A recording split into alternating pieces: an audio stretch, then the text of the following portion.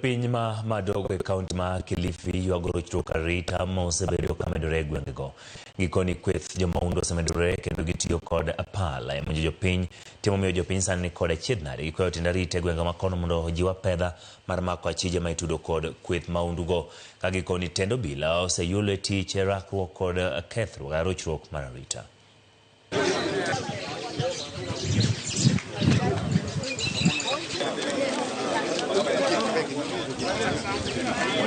Patrick Mutuko leo hii amelala mochari.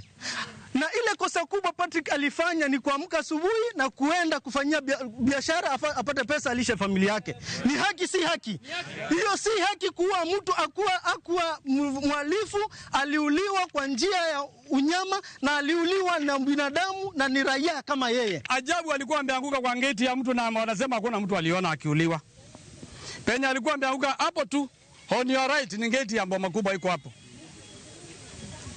Mbele yake kidogo ni ngeti ya shule. Pande nyingine ni plot nyingine hata haina fence, haina nini. Ukiwa kwa plot unaona kile kitu kinatendeka kwa barabara.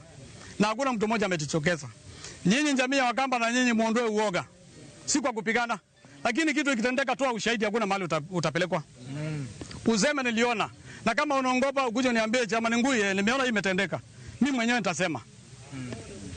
Kwa hivyo nataka muondoe uoga, lakini si kwa kupigana. Sasa ile kitu nilikuwa naomba serikali ni mzuri, tafadhali ifuatilie security ya Mandogo. Na security ya Mandogo kama sisi wakaanji tukiangalia tunaona ni ndogo kulingana na vile town iko. Kwa sababu kuna mali nyingine unasikia kitu imefanyika na ikifanyika hata inachukua muda mrefu bila security kufika huko kuangalia ni nini imetendeka.